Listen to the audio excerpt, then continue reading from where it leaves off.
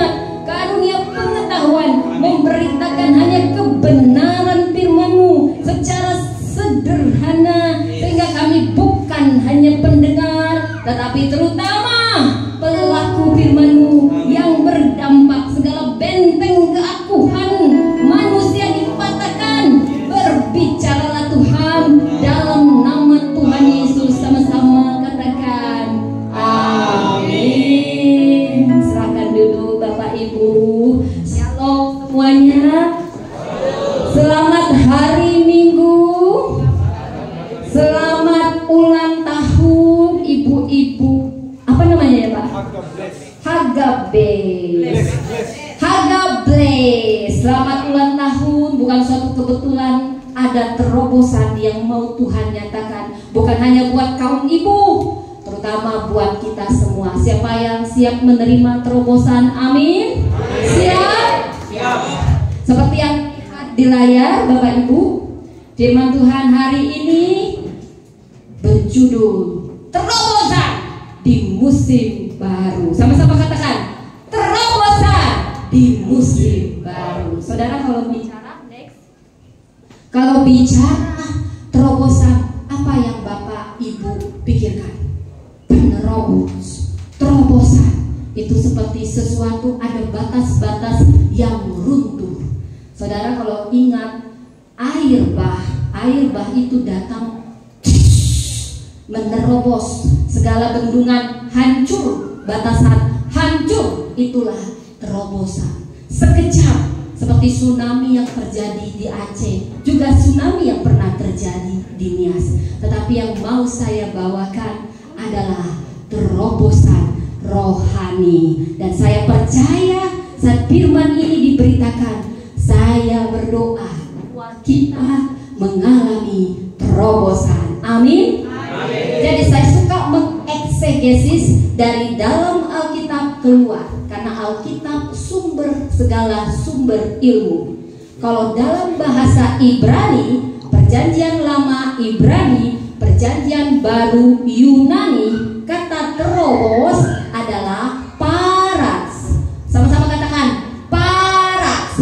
Itu seperti air yang menerobos bendungan. Artinya kalau ada yang menerobos, ada batas yang hilang, ada batas yang lenyap. Jadi mungkin ini nyala hidup ya.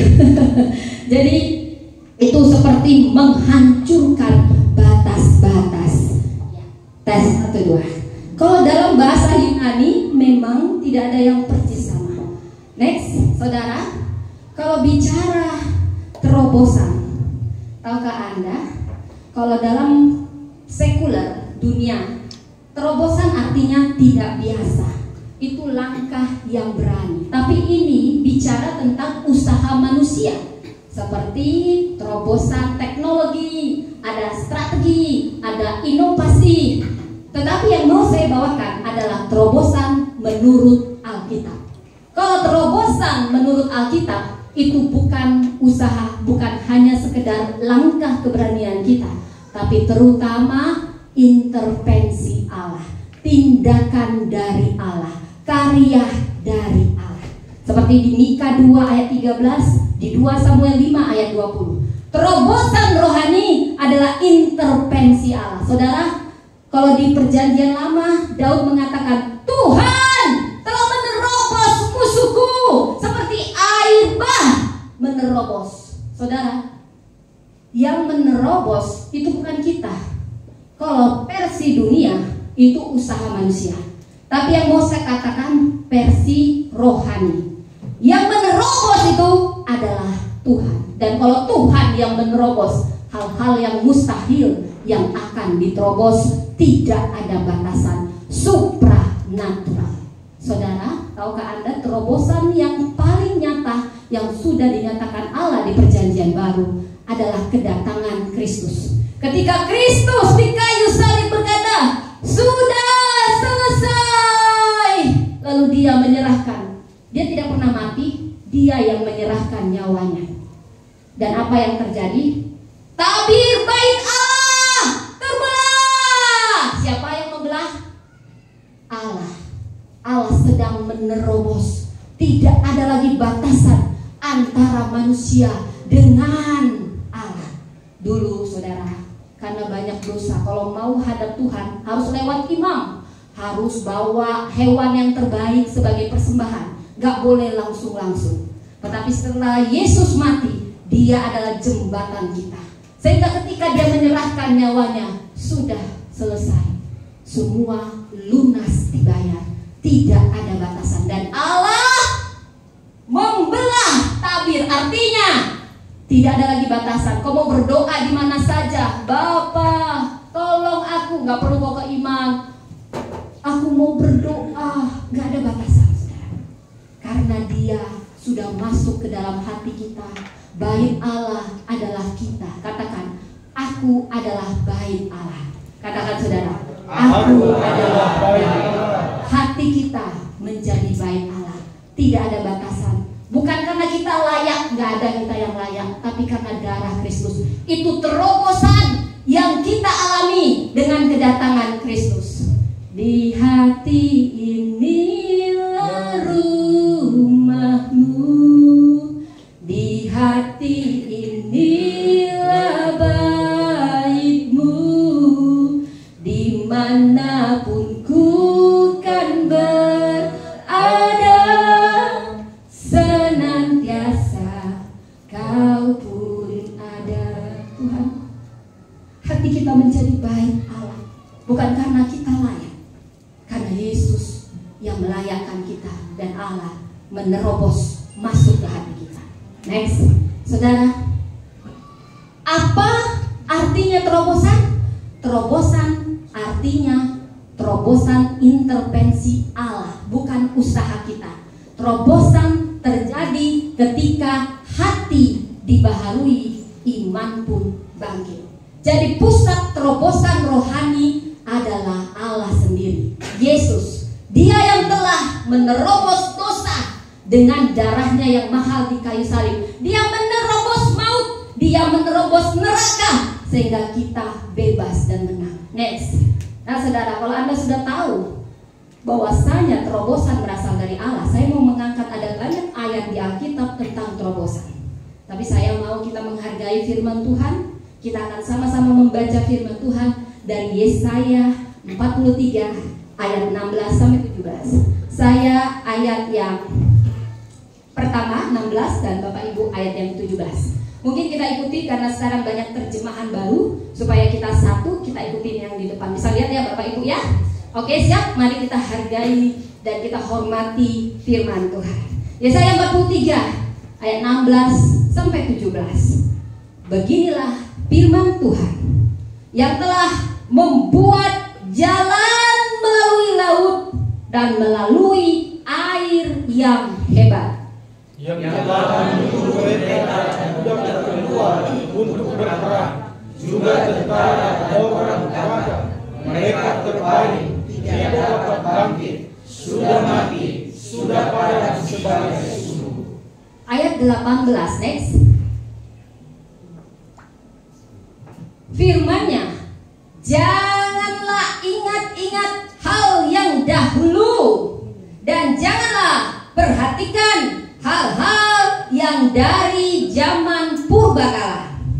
Lihat, aku hendak membuat sesuatu yang baru, yang sekarang sudah tumbuh. Belumkah kamu mengetahuinya? Ya, aku hendak membuat jalan di padang gurun dan sungai-sungai di padang belantara. Ayat 20. Binatang hutan akan memuliakan aku, serigala dan burung unta, sebab aku telah membuat air memancar di padang gurun dan sungai-sungai di padang belantara, untuk memberi minum umat pilihanku.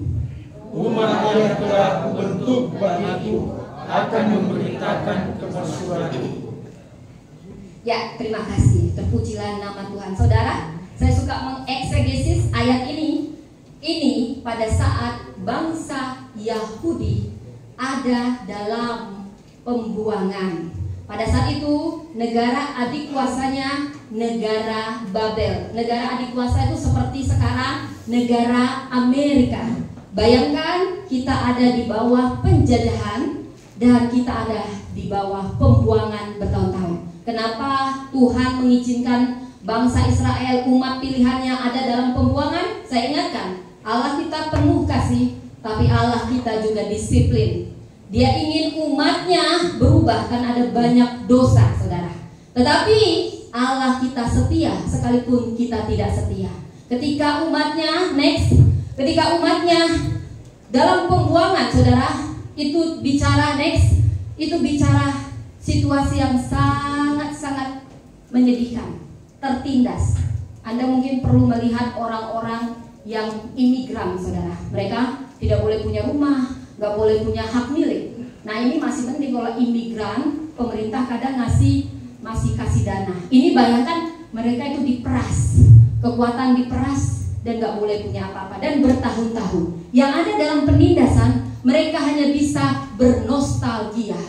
Kalau dulu kita tak bertemu, jadi kayak lagu lama, saudara, lagu patah hati, saudara ya, patah cinta. Tapi ini lagu yang berbeda. Mereka hanya bisa bernostalgia. Oh, aku ingat nenek moyangku Musa pernah membawa bangsa Israel dan di laut Teberau tiba-tiba ada jalan di tengah laut. Mereka hanya bernostalgia dalam penderitaan. Mereka kehilangan pengharapan. Mereka kehilangan identitas bahwa mereka umat pilihan. Dan Allah yang setia memakai Yesaya mengingatkan semua umatnya. Katakan kepada bangsaku, aku Allah yang pernah melepaskan bangsa Israel dari Mesir akan menciptakan yang baru. Tahukah Anda? Allah kita, Allah yang kreatif, Allah yang inovatif. Saudara, Alkitab ini akan selalu relevan sepanjang zaman. Sebelum ada teknologi, Alkitab sudah menubuatkan. Kenapa? Karena semua sumber ilmu pengetahuan asalnya dari Tuhan. Walaupun manusia pencipta yang mereka kadang lupa diri, mereka lupa bahwa mereka adalah gambaran dari Bapa. Tahukah Anda, Allah kita itu nggak suka lagu lama terus. Bayangkan kalau lagu lamanya kalau dulu atau di sekolah yang kutunggu sampai sekarang, dari bapak-bapak remaja sampai remaja kita, sekolah yang kutunggu-tunggu. Bayangkan, Tuhan nggak suka lagu lama terus. Dia Allah yang kreatif. Makanya manusia seiring pertumbuhan zaman selalu kreatif, selalu inovatif karena kita meniru Allah. Beda sama setan. Setan taunya hanya tahu masa lalu kita, tidak tahu masa depan kita. Setan hanya taunya meniru. Dia tidak bisa menciptakan yang baru. Hanya Tuhan yang bisa menciptakan hal yang baru. Makanya kita segambar dengan Tuhan. Makanya manusia seiring perkembangan zaman ada inovatif, ada kreatif, dan Tuhan suka. Kecanggihan zaman ini 10 tahun, 1000 tahun Alkitab sudah mencatat. Alkitab tidak pernah kuno, selalu relevan. Next. Jadi ketika dikatakan, katakan sama bangsaku, jangan hanya bernostalgia. Ada 4 terobosan yang akan saya bagikan di sini. Dan saya berdoa ini terjadi pada kita, pada gereja, pada keluarga. Siap, saudara? Amin. Siap? Siap. Katanya, aku akan membuka jalan di laut. Itu bicara apa? Bicara ada jalan yang mana kita pikir mustahil. Mustahil. Mungkin Anda sudah lama sekali gak pernah dapat sampai Anda sudah lupa. Tapi sekarang Anda diingatkan, aku Tuhan yang akan membuka jalan di laut. Aku yang akan membuat sesuatu yang baru, yang belum pernah ada. Allah kita tidak suka hanya mengulang mujizat yang sama. Dia ingin menciptakan yang baru. Dan katakan, aku akan membuat jalan di padang gurun. Itu artinya ada akses ilahi di tengah kekeringan, di tengah keterbatasan. Apa kekeringan Anda sekarang? Kantong kering? Allah akan buka jalan bagi Anda sendiri. Amin. Amin. Kemudian akan ada sungai di padang belantara. Bagaimana mungkin ada sungai di padang belantara? Itu bicara hal kemustahilan, tapi pemeliharaan Allah tetap ada apapun situasi Anda. Kalau dulu Tuhan tolong, sekarang Dia tolong, Dia sudah ada di masa depan Anda. Jadi jangan khawatir, selalu ada pemeliharaan Allah. Amin. Amin. Next, saudara, kita sudah tahu apa itu terobosan. Yang melakukan ada Allah. Kalau bicara terobosan, pasti banyak manfaatnya. Saudara, kalau ada dalam suatu situasi, sama-sama A dan B dalam situasi yang sama, Anda bisa memprediksi siapa yang sukses dan siapa yang tidak sukses. Pertama, kalau orang masih punya pengharapan, maka tidak akan lama lagi. Saudara, apapun yang Anda hadapi saat ini, segala sesuatu ada waktunya. Semua hanya sementara. Jadi jangan pernah kehilangan pengharapan. Manfaat terobosan, karena itu minta terobosan. Ada 3 yang membuat kita perlu terobosan. Pemulihan pengharapan. Orang yang udah gak punya pengharapan, inilah orang-orang yang putus asa dan biasanya bisa bunuh diri. Tetapi saat kita tahu bahwa pelaku penerobos adalah Allah, maka ini akan memulihkan pengharapan, membebaskan kita dari masa lalu untuk melangkah dengan pengharapan baru. Yang kedua, kita butuh terobosan. Manfaatnya buat apa? Membuka jalan baru. Ada jalan ke depan mentok, ke kiri mentok, ke kanan mentok, ke belakang apalagi mentok. Karena itu minta terobosan. Maka apa yang selama ini membuat Anda berputar-putar akan memberi Anda jalan, karena terobosan dari Tuhan. Ada jalan baru. Dan yang ketiga, terobosan akan memberi kita penyediaan di tengah kemustahilan, karena pelakunya adalah Allah kita. Dia suka melakukan hal-hal supranatural. Penyediaan di saat orang bilang resesi, tetapi orang-orang yang percaya pada Tuhan akan berkata resepsi. Amin, saudara. Dari resesi jadi resepsi. Itulah gunanya terobosan. Nah, kalau sudah tahu gunanya, Anda juga harus ciri terobosan dunia dengan ciri terobosan ilahi ada 4. Kalau terobosan terjadi, maka yang pertama ada pelepasan ilahi. Allah menghancurkan belenggu. Saudara, kalau kita bicara terobosan, ada batas-batas seperti air menerobos. Bendungan hancur, batas-batas hancur, banjir bandang. Itu terjadi karena terobosan sudah menghancurkan batasan. Tetapi ini ciri yang ilahi. Yang kedua, ada perubahan arah. Karena Allah yang buka jalan di padang gurun, maka arah kita akan berubah. Yang ketiga, ada percepatan kuasa. Saudara, mungkin selama ini banyak yang tertunda, proyek tertunda, dana cair tertunda, semuanya tertunda. Tapi saat terobosan terjadi, Anda akan berkaca-kaca seperti mimpi rasanya, saudara. Tiba-tiba yang satu aja dapat pelanggan susah, tiba-tiba 10, 100, 1000 sehari. Itu terobosan. Dan yang keempat, kalau bicara terobosan ilahi, artinya perluasan kapasitas.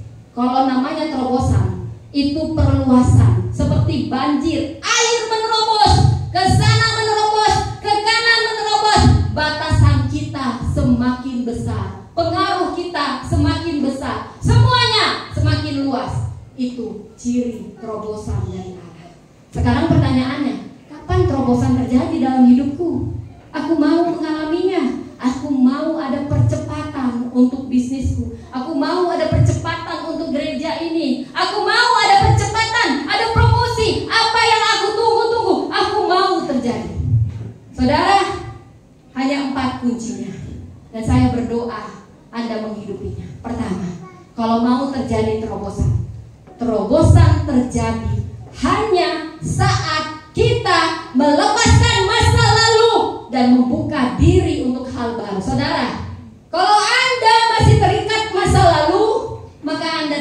bisa melangkah ke masa depan. Itu seperti kaki Anda terantai, berat sekali, dan terobosan tidak bisa terjadi. Di ayat 18 dan 19 dikatakan, jangan ingat-ingat yang lalu, jangan ingat-ingat yang dahulu. Bukan berarti nggak belajar sejarah, saudara. Sejarah itu penting. Itu akan mengingatkan kita bahwa Allah berkuasa dari dulu sampai selama-lamanya. Tapi yang mau saya katakan, kalau Anda masih teringat, hati Anda masih penuh kepahitan, kekecewaan, trauma, Anda tidak akan pernah bisa mengalami terobosan. Next, saudara, kalau Anda tahun baru mungkin jarang beli baju, dan baju Anda sudah koyak, lalu akan ada pesta tahun baru. Apa yang Anda lakukan? Minimal Anda tidak memakai baju yang koyak di pesta tahun baru, tapi membeli baju yang baru. Saudara, demikianlah. Siapa di sini HP-nya sering ada notifikasi, saudara? Notifikasi, tolong diupdate. Pernah dapat notifikasi, saudara? Pernah ya? Kalau nggak diturutin, apa yang terjadi? Lemot, saudara ya. Demikian juga hati ini.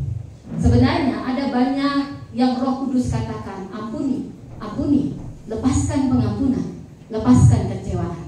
Tapi kita tetap memakai hati kita yang lama.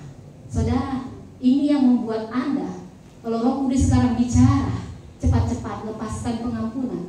Kalau ada di antara Anda yang masih menyimpan kepahitan, kekecewaan, yang selalu Anda bicarakan hanya kepahitan Anda, kekecewaan Anda tidak akan bisa mengalami terobosan. Tuhan bilang, lepaskan.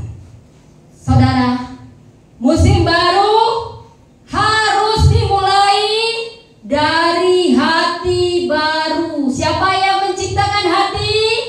Tuhan. Kalau hati Anda ini masih sulit, maka minta Roh Kudus. Tuhan, aku mau hati yang baru di musim yang baru. Seperti HP di reset, kalau baterainya sudah habis, diganti. Karena tidak bisa membawa terobosan terjadi di musim baru dengan hati yang lama. Maka minta, Tuhan, beri aku hati yang baru. Roh Kudus, baharui aku. Amin, saudara. Amin. Next, saudara, saya mau cerita seperti Lazarus. Ketika Yesus katakan, bangkit Lazarus. Yang memberi kebangkitan siapa? Yesus. Yang memberi hati baru siapa? Tuhan. Minta. Tetapi hanya dengan hati baru kita bisa mengalami kebangkitan. Tanpa hati baru tidak akan ada kebangkitan. Kalau tidak ada kebangkitan, tidak akan ada terobosan. Jadi ada stepnya. Hati baru, kebangkitan, terobosan. Saudara, Lazarus, bangkitlah. Kalau dia bangkit dari kuburnya, seperti itu saudara, tapi dia tidak bertindak beranjak meninggalkan kuburannya, maka dia tidak dikatakan bangkit, saudara. Anda harus bangkit dan meninggalkan kubur lama Anda, kubur kekecewaan Anda, kubur semua sakit hati Anda, kubur semua kenangan indah yang Anda ungkit, mungkin hal-hal yang lama, termasuk kemenangan-kemenangan lama. Jangan terus-terusan itu. Aku dulu pernah jadi juara 1 putri cantik se-SD. Itu terus cerita Anda. Kemenangan juga jangan itu-itu saja. Allah kita kreatif, buat menang lagi di tempat lain. Aku dulu pernah juara 1 makan kerupuk. Itu cerita Anda. Allah kita kreatif. Anakku, jangan cuma menang itu aja kau ceritain. Sudah 10 tahun, mana menang-menang yang lain? Aku ini bapakmu, tahu gak Anda? Kalau hanya kemenangan lama yang Anda mungkin, Anda sedang menghina Tuhan. Karena Tuhan kita inovatif, kreatif. Next, saudara, saya akan menceritakan Honda. Siapa sini punya Honda, saudara? Mau dikasih Honda, saudara? Oh, merek Honda. Ini tahukah Anda? Namanya penciptanya Soichiro Honda, orang Jepang. Saya sangat suka orang Jepang, saudara. Orang Jepang itu yang mirip-mirip sama aku aja kalian ini, saudara. Bisa kita lah ya, orang Nias, orang Batak, mirip-mirip kita. Kita lebih cantik malah ya. Suka-suka kita lah ya. Orang Jepang itu kalau mengalami gempa runtuh semua.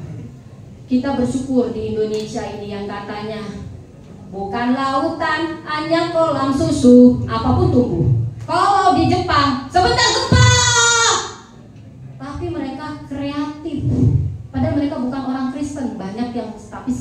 Tuhan, sudah banyak orang Kristen.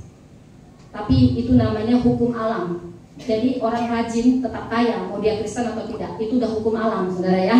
Nah, sekarang yang mau saya katakan, dulu waktu gempa, ini bukan orang yang kaya si Soichiro Honda. Dia tuh banyak belajar otodidak karena nggak mampu sekolah. Dia itu bangkrut berapa kali, ditolak di Toyota berapa kali, tapi dia tidak mau terikat masa lalu, tidak mau mengasihani diri. Dan orang yang gigih, orang yang tekun, maka Allah bekerja sehingga dia kreatif, dia inovatif, dia membuat terobosan di tengah banyak kegagalan. Terciptalah Honda, brand nomor 1. Saudara, dari puing kegagalan bahkan akan lahir terobosan. Saat pintu tertutup, saat dunia Anda runtuh, ketika Anda tidak menyerah dan tidak terikat dengan buli-buli apapun, maka Allah akan bekerja sama dengan orang-orang yang gigih begini. Ada sesuatu yang baru, ada terobosan. Next, saudara. Mungkin Anda juga akan kenal ini. Sekalian kita belajar sejarah. Bukan berarti nggak ingat yang lama, nggak belajar sejarah. Justru saya akan mengingatkan Anda bahwa Allah dan saya juga berdoa dari tempat ini lahir negarawan seperti Abraham Lincoln. Bahkan lebih besar. Dia ini lebih banyak gagalnya daripada berhasilnya. Dan yang paling membuat dia hampir bunuh diri dan depresi ketika kekasih hatinya meninggal dunia. Tunangan yang sangat dia cintai. Dia coba pemilu, gagal. Mungkin sekarang sudah hampir bermiliar-miliar dia untuk pemilu. Dia banyak kegagalan. Dulu dia punya ambisi pribadi. Saudara, ketika kita ada dalam Tuhan, ambisi pribadi akan Tuhan ubah untuk misi terobosan. Kegagalannya ada 8 kali, terobosannya hanya 4 kali. Tapi sampai sekarang dia dikenang sebagai negarawan yang berhasil mempersatukan Amerika di tengah perang, saudara.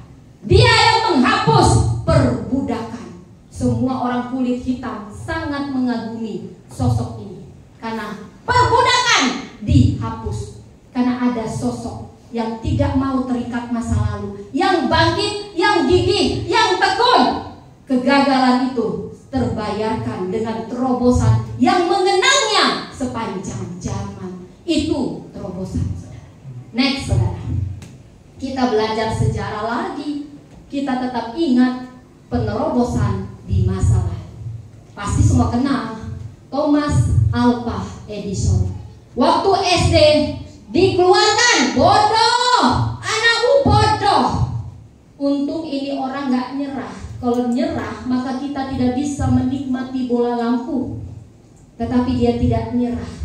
Diam, bukannya gagal 10 kali. Kalau gagal 10 kali mungkin bilang udahlah, udah coba 10 kali, 20 kali, 30 kali. Gagalnya 10.000 kali. Tapi dia punya paradigma yang berbeda. Ketika ditanya, oh aku gak pernah gagal 10.000 kali. Aku hanya membuat cara yang salah sebelum menemukan cara yang benar untuk bola lampu.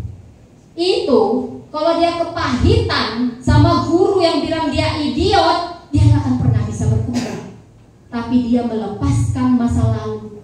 Itu kalau dia dibully, aneh nih orang. Saudara, saya pernah dibilang orang aneh. Dan rambutnya aneh, dari SMA saya kan agak aneh gitu ya. Suka sendiri, biasa gitu ya saudara. Pokoknya saya agak aneh-aneh, pokoknya gitu lah. Pasti Anda gak percaya kalau saya dibilang agak aneh, lain sendiri gitu ya. Nah, mungkin Anda menerima bully-bully, saya tidak tahu. Tapi yang mau saya katakan, jangan terikat bully-bully atau label orang lain sekalipun menyakitkan. Lepaskan pengampunan. Paradigma Anda dibaharui, maka kreativitas dari Tuhan akan turun. Demikianlah Thomas Alva Edison. Terobosan lahir saat kita tidak berhenti mencoba, seperti Allah yang membuka jalan di padang gurun. Percobaan yang ke-10.001 jadi lampu pijar, jadi terobosan. Next, saudara. Ini mungkin jarang Anda lihat. Ini kita belajar sejarah lagi terobosan. Sudah kulit hitam, polio. Pernah ada yang tahu polio gimana? pneumonia, dia hanya bisa duduk pakai alat bekat di sini karena cacat. Saudara, dokter bilang tidak bisa berjalan normal. Tetapi apa yang terjadi? Dia disebut wanita tornado. Dia wanita pertama meraih 3 medali emas perlari tercepat sepanjang zaman. Sudah dia wanita, kulit hitam pula, bukan orang kaya, penyakit polio, penyakit pneumonia, cacat, tapi gak tanggung-tanggung, tornado tercepat. Kenapa? Karena dia melepas label-label yang membatasinya. Karena dia tidak mau terikat apa kata orang. Dia gigih berlatih dan terjadi terobosan. Saudara, mungkin saat ini dunia meragukan Anda. Penampilan, siapa sih yang pernah, Pak, ini mau ke pesta atau mau kemana ya? Pokoknya penampilan Anda itu diragukan gitu, saudara ya. Saya pernah diragukan, saudara. Ini dibatasi gitu. Saya pernah dibatasi teman saya. Tapi ya, mau saya katakan, jangan pernah Anda membiarkan label orang lain melekat sama Anda. Mungkin orang-orang bisa taunya hanya menjudge, lo gak pantas lah, ini hanya buat orang-orang berduit. Aduh, lu gak memenuhi kriteria. Tapi saya mau katakan, ketika Anda bangkit dan tidak mau terikat label-label orang, maka Tuhan akan bekerja sama dan akan memberi Anda terobosan pada waktunya ketika Anda mau melepaskan. Amin, saudara. Amin. Coba kalau dia hanya mau, aduh aku udah kulit hitam, aduh cacat, tapi dia punya hati yang dibaharui, dia punya kegigihan sehingga pelari tercepat yang dikenang sepanjang zaman. Dunia bisa meragukan, tapi ketika Anda bangkit, Anda akan mendapatkan terobosan itu. Saudara, kunci yang kedua terobosan apa? Saat kita percaya dan taat pada arahan Tuhan. Saudara, mau Anda 10 tahun pengalaman jadi guru, mau Anda 10 tahun pengalaman jadi supir, saat Anda melakukan sesuatu, saya mau katakan, jangan pernah lupa berdoa. Selalu minta arahan Tuhan. Jangan bersandar hanya pada pengertianmu. Kau tahu, kadang Tuhan itu mau kasih terobosan, tapi kita lebih bersandar pada pengalaman kita, logika kita. Daud, waktu dia berperang, padahal Daud sudah ratusan kali berperang dan menang, tapi dia tidak pernah sembarangan. Dia selalu minta arahan Tuhan. Ketaatan mendahului mujizat. Ketaatan mendahului terobosan. Dan ketika dia bertanya pada Tuhan, majukah aku? Maju. Dan dia memuji Tuhan. Tuhan telah menerobos musuh di depanku seperti air menerobos. Kalau kau bergantung hanya pada pengalamanmu, maka kekuatanmu yang tersedot. Tetapi ketika kau mendengar dengan ketaatan dan doa, maka Allah yang menerobos apa yang menghalangi sama itu. Jadi kunci yang kedua, kalau Anda mau mengalami terobosan, percaya dan taat pada arahan Tuhan. Terobosan terjadi saat kita taat, bukan hanya berusaha dengan kekuatan kita, pengalaman kita, koneksi kita. Kalau kita taat, ketaatan mendahului terobosan. Yang ketiga, supaya terobosan terjadi, apa yang perlu kita lakukan? Terobosan terjadi saat kita hidup dalam doa, iman, dan penyembahan. Saudara, sudah nonton Gereja Setan, saudara? Saya mau beritahu ya, saya dulu pernah baca buku Gereja Setan. Ini juga sebagai Anda harus waspada orang Kristen yang akan sering diserang. Tapi mereka berkata, kami gak kuat ketika orang Kristen masuk dalam pujian penyembahan. Kami biasanya menyusupi gereja-gereja saat khotbah. Setan juga biasanya saat khotbah dia akan menyerang supaya Anda ngantuk, lihat notifikasi HP, nah itu serangan. Tapi kalau pujian penyembahan, setan nggak kuat, saudara. Saya tahu di sini, saudara ya, yang lihat HP, yang ngantuk itu godaan setan. Anda harus lawan ya, supaya jangan ngantuk, saudara ya. Tahu nggak, saudara? Paulus dan Silas, mereka dipenjara. Mereka dipenjara, kakinya dirantai, tangannya dirantai, dan ada pintu penjara. Apa yang mereka lakukan? Mereka hanya bernyanyi memuji Tuhan. Ku sembah Kau Tuhan, ku sembah Kau Tuhan, haleluya. Dan tiba-tiba pintu penjara terbuka dan tiba-tiba semua belenggu terlepas. Mungkin usaha Anda sudah mentok, semua sudah Anda lakukan, tapi kekuatan kita adalah doa, pujian, penyembahan. Gereja setan antek-anteknya gak kuat ketika orang Kristen menyembah. Ada kuasa dalam pujian, bernyanyilah segenap hati dan jiwa. Makanya kalau menyembah Tuhan, jangan asal-asal, itu naik, saudara. Setan gak kuat. Saudara percaya atau gak percaya, kadang saya tuh diganggu hal-hal yang supranatural. Saya tahu ya, mungkin Anda punya pengalaman. Waktu saya di rumah sakit, saya kan medis ya saudara ya. Waktu anak-anak saya hanya melakukan penyembahan. Haleluya, haleluya, haleluya, haleluya. Itu setan gak bisa nembus. Itu kayak di supranatural. Waktu kita nyembah, saya mau katakan, awali hari Anda duduk tenang di bawah kaki Tuhan. Bohong itu semua. Kalau Anda tidak pernah doa intim dengan Tuhan, nyanyikan pujian penyembahan, Anda tidak akan pernah tahu apa yang selama ini Anda ketuk, yang lama sekali. Waktunya akan tiba, kairos Tuhan akan tiba. Itu semua terbuka. Saat Anda tidak tahu lagi mau buat apa, pujian penyembahan, besar kuasanya, terobosan akan terjadi. Gereja ini harus gereja yang memuji, menyembah, berdoa. Terobosan akan terjadi. Next, saudara. Dan kapan terobosan terjadi? Semua sudah kita lakukan, saudara. Itu kairosnya Tuhan. Abraham dan Sarah dijanjikan anak, kok lama banget ya? Kenapa sih pada saat itu? Kenapa harus bertahun-tahun? Kenapa? Karena Tuhan sedang melatih iman kita, kesetiaan kita. Dia bisa kasih, nanti mau dapat anak ya, 1 menit dia bisa. Tapi kenapa harus tunggu bertahun-tahun sampai ada penyelewengan, selingkuh dengan Hagar, sampai kita ini, Sarah ini membuat masalah dengan memberi Hagar? Karena ada yang namanya kairos Tuhan. Tapi saat kairos tiba, orang-orang sirik yang coba mengambil berkat Anda kagak bisa, karena itu sudah ditetapkan buat Anda. Ada bagian kita, ada bagian Tuhan.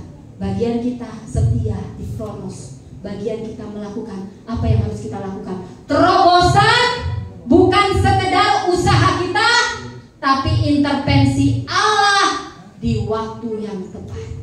Jadi kalau semua sudah kita lakukan, percayalah. Percayalah, ada waktunya Tuhan. Gimana lagunya ya? Ada waktunya Tuhan. Oh, saya lupa ya. Jadi kalau semua sudah Anda lakukan, gereja ini sudah lakukan, tinggal menunggu waktunya Tuhan. Waktu Tuhan pasti yang terbaik. Ada lagi? Dan tak dapat dimengerti. Jadi kairos Tuhan. Maka apa berkat yang sudah Tuhan tetapkan buat Anda tidak bisa diambil orang. Amin, saudara.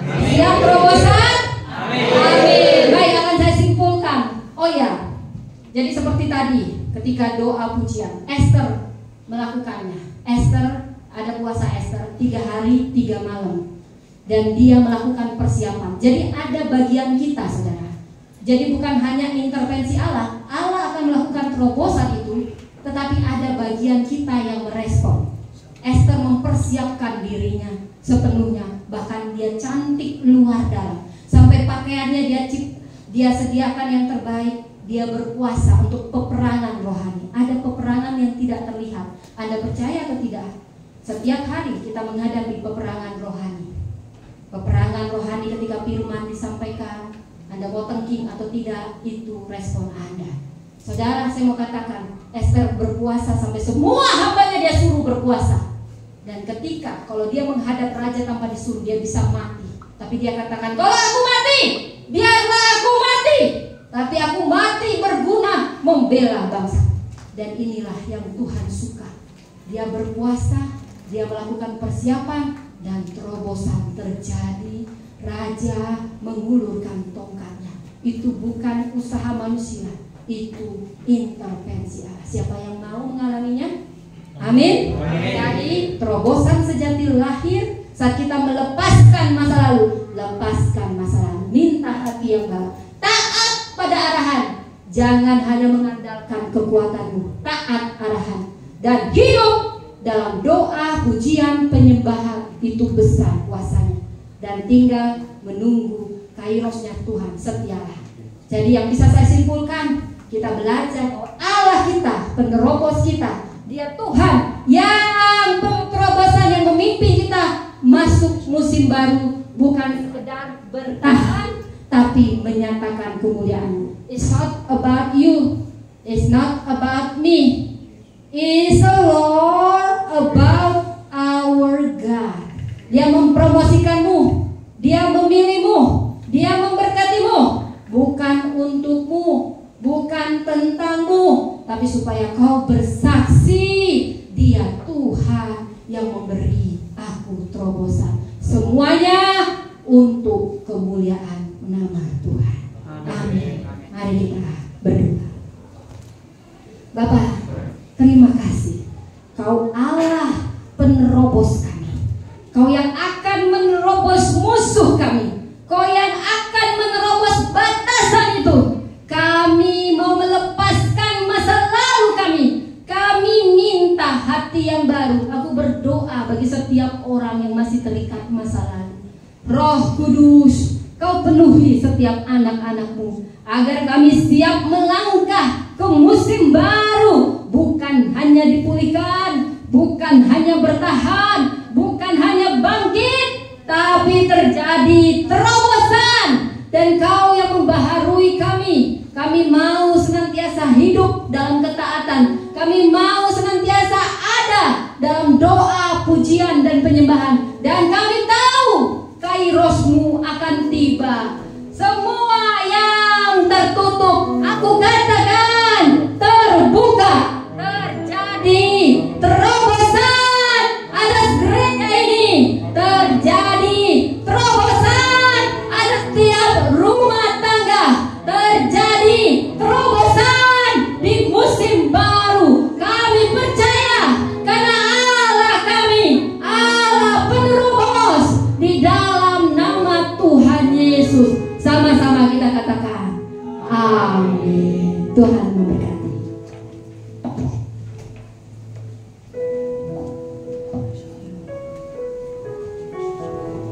Sekali lagi saudara-saudara, berikan kemuliaan bagi Tuhan atas firman Tuhan yang luar biasa yang disampaikan oleh hamba